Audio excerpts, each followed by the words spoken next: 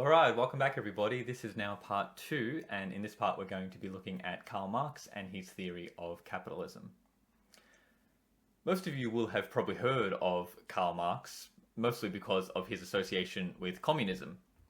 Karl Marx was not a sociologist. Sociology was not really a discipline at the time that Marx was writing, even though he was influential on the later development of sociology. We think of him more as a philosopher, a political economist, and of course as a revolutionary activist. And this was because of his promotion of communism, and you might know that with his writing partner Friedrich Engels, he penned very famous work, the Communist Manifesto, in 1848. We're interested in Marx as sociologists not necessarily because we support his political ideas. Some do, some don't. But I think the interest in Marx lies more in the kind of questions he gives us about the social world, and many of the interesting answers that he provides to those questions. So I think when we think about all the theorists today, the key things to remember are not just the concepts they give us, but the questions they give us as well. And Marx gives us some really interesting questions that I want to talk about in this particular part. So the first question that Marx was interested in is, how do systems of economic inequality sustain themselves? For Marx, economic inequality is a key feature of almost every human society. Right? The history of societies, he said, was the history of class struggle. Right? We always see struggle between economic classes. Why is that the case? That is Marx's key question. Why does one group allow themselves to be dominated and exploited by a higher class? We'll talk about that in this part. Marx is also interested in the way that economic systems shape our experience of the world. Right? He thinks that fundamental aspects of culture, like values, religion, perspectives, behavior, are determined by the economic situation that we find ourselves in. He has a very strong belief in the centrality of the economic system and the effect of the economic system on the broader culture. Again, something we'll talk about in a moment. Marx is also interested in history. He wants to predict historical change, and this is a very common feature of sociology during the 19th century. Right? The idea is, can we learn something from history? Can we see from history the general pattern or direction of social change? And can we predict where history is going in the future? Right? Marx believed there would be an inevitable collapse of the capitalist economic system and the emergence of communism as an alternative. And he believed this as a scientific fact. Right? He believed it was a scientific historical inevitability. So that question of how does history unfold, where is history going, is the key question he gives us. Finally, I think Marx is really interesting because he did not just believe in studying the world. He thought that we shouldn't just try to develop explanations about how the world works. He thought it was our moral duty as individuals to try to impact the world, to change the world, to make a difference on the world, to unpack systems of inequality, right? And to lead to more equal societies. So I think this is something that many sociologists learn from Marx in a way. As I said earlier, most of us are in this discipline because we want to make an impact on the world, not just to study it, but to understand it so we can change it. And this is something that comes very much from the Marxist history of sociology. Okay, let's start looking at some of the key ideas of Marx. Now, I said earlier that Marx believes that the history of societies is the history of class struggle. And what are classes for Marx? Well, they are groups that have different levels of economic power or different relationships to the economic system. And I'll explain that a little bit more as we go through this particular slide. For Marx, every human society is characterized by class struggle.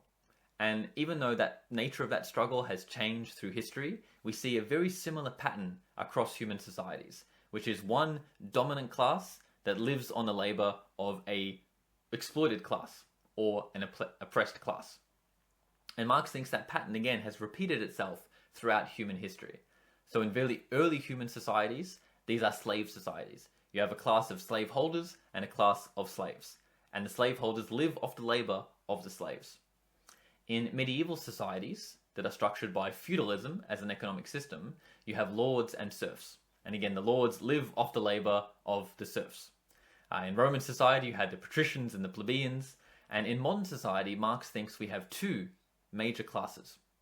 And these are, again, very important terms you should try to remember. There is the working class, or what Marx terms the proletariat, and the property owning class, or what Marx terms the bourgeoisie. So the bourgeoisie, the property-owning class, are those who own property, and Marx is not really interested here in property like houses. He's interested in property that allows for economic production, right? Machines, factories, right? What he calls capital, right? There is one class that owns and controls capital in society.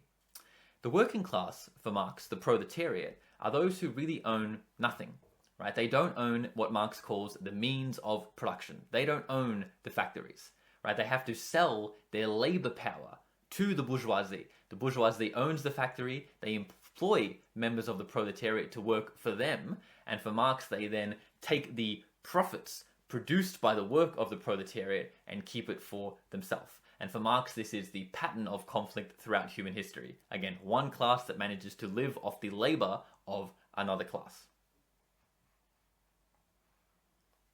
So as you can see, Marx believes that societies are made up of conflict and struggle. Right? There is always conflict between classes, and in modern society, the dominant conflict is between the proletariat, or the workers, and the bourgeoisie, or the owners. And what are they conflicting over? Well, the conflict is over what Marx terms surplus value. Right? Surplus value for Marx is the difference between what it costs to produce a good, what Marx calls a commodity, right? A product in a factory, for example. It's the difference between what it costs to produce that product and what that product is sold for. Right? That is the surplus value, and that is the profit. And what Marx is interested in is who gets that profit. Right? Marx's belief is that it is the workers who create the products. It is the workers who create value, but they don't receive the reward. They don't receive the fruits of their labor. Marx believed that surplus value is taken from the workers and it's taken by the bourgeoisie. So there is a conflict over surplus value. Right?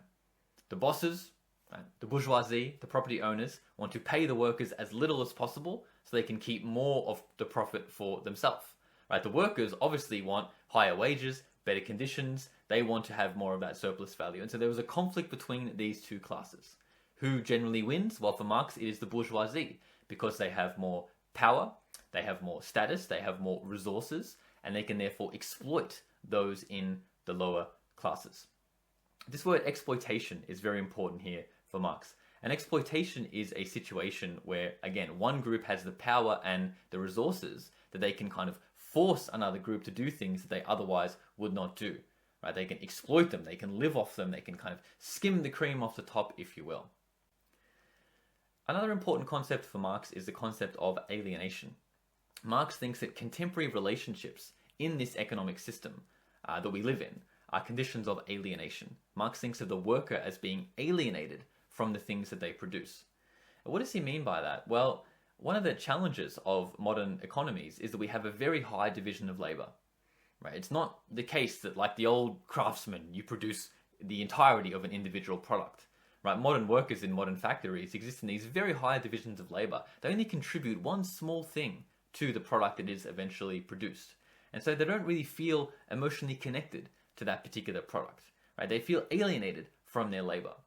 And when a product is produced, it is immediately taken away from the worker. The worker does not have control over the things they produce. It is taken by the bourgeoisie, sold on the marketplace, and who keeps the value from that sale? The bourgeoisie.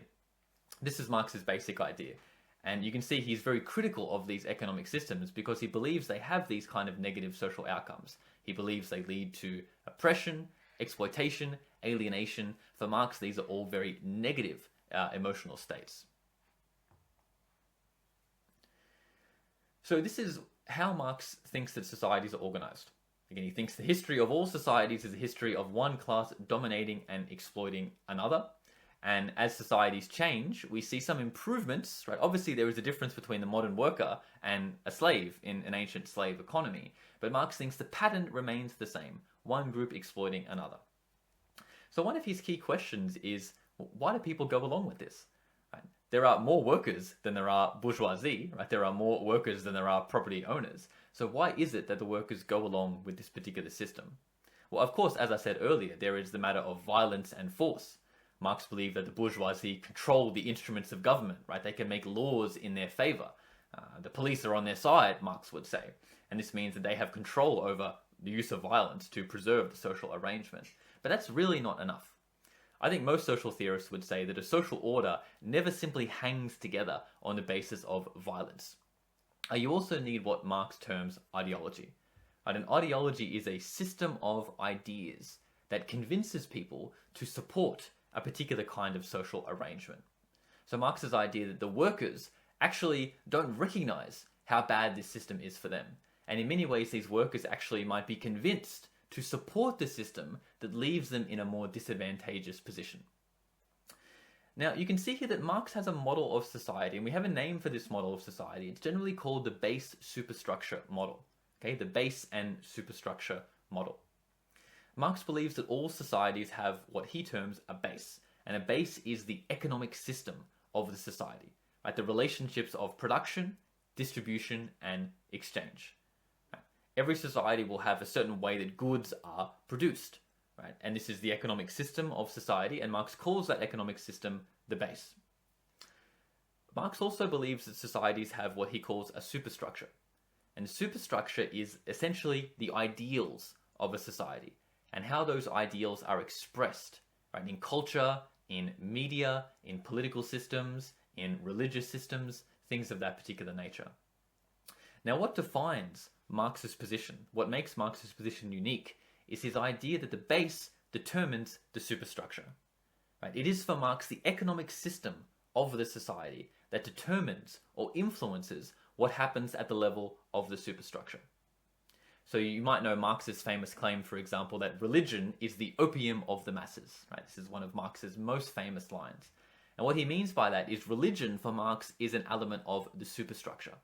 Right? What religion does for Marx is convince people to be happy in their status, to not challenge the social system, to look for rewards in the next life, not in this one.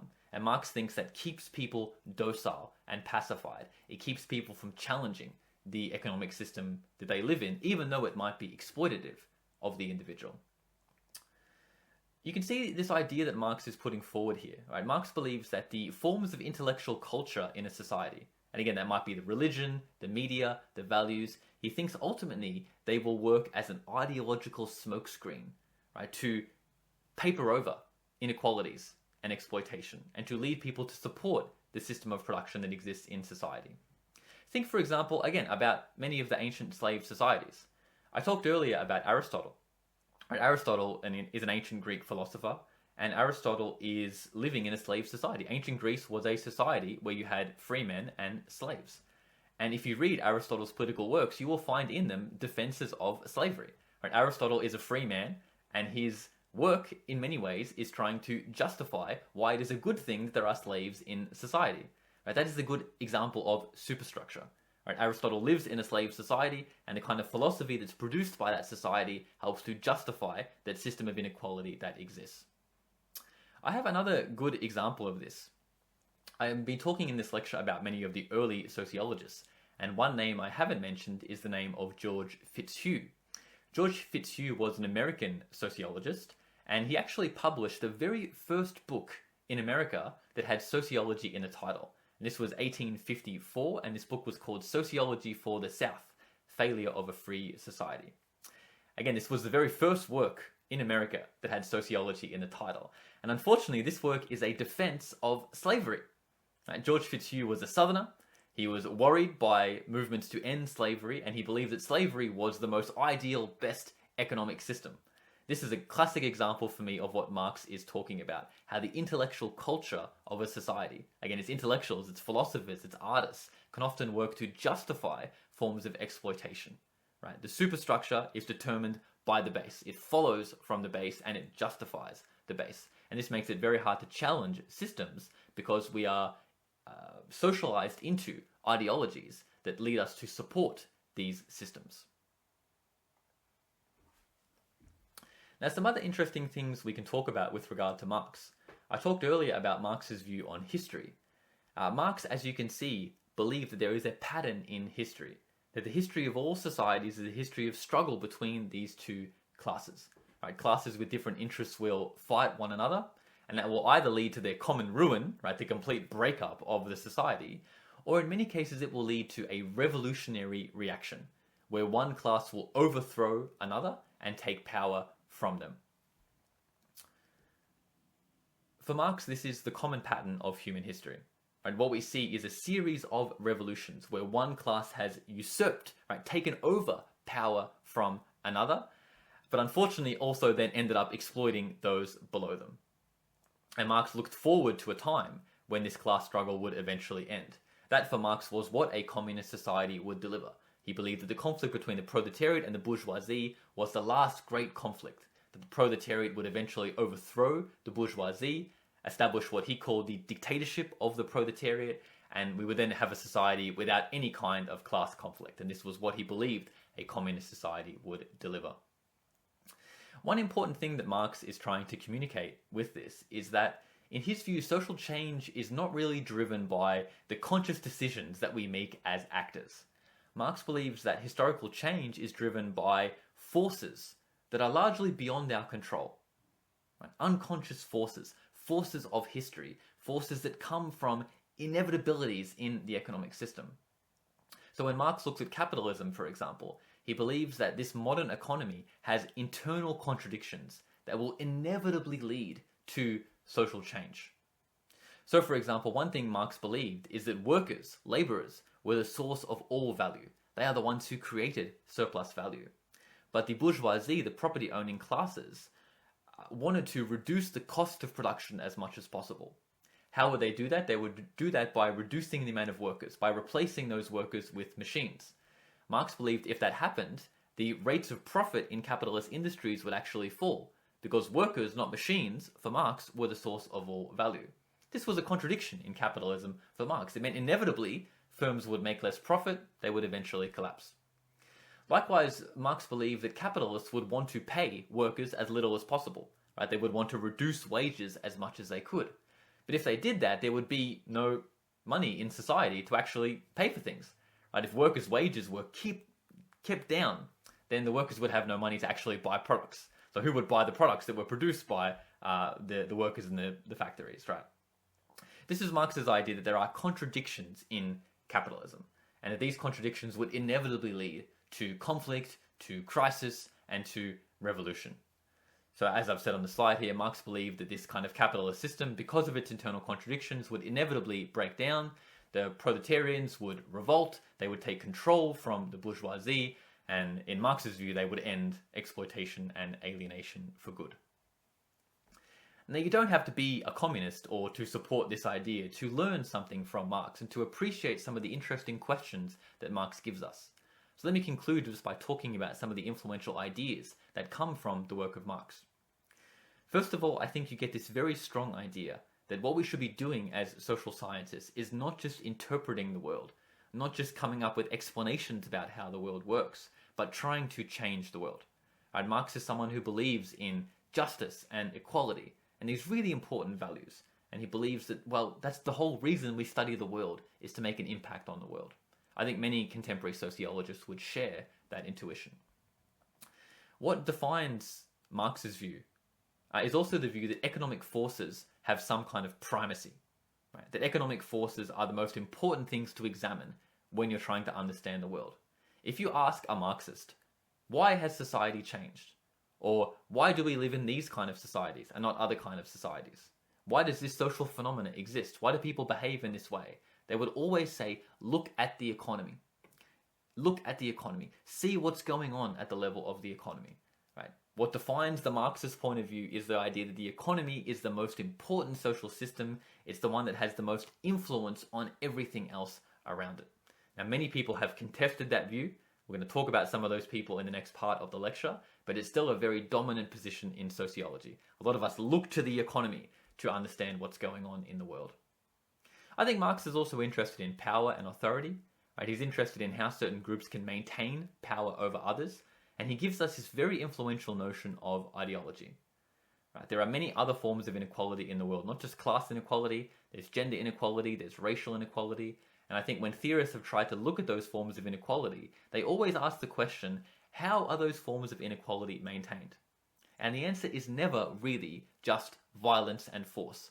Ideology always plays a role. Right? Those in the lower positions are convinced to accept the system that puts them in those lower positions. Finally, I think the last thing that Marx gives us is what is known as structuralism. Right? Structuralism is a point of view in sociology, and according to structuralism, what structuralism believes is that individual behavior is very strongly determined by social forces. Right? In sociology, we talk about the difference between agency and structure. Agency is our ability to make free choices about our life. Structure is the influence of external forces, structural forces, on our behavior. And structure might include things like genetics and how genetics determine our behavior, but it also includes things like social forces. Right? We know that we can't determine every aspect of our life. Our life is also influenced by things like the economic conditions that we're born into. The sociologists that focus more on those social forces are known as structuralists.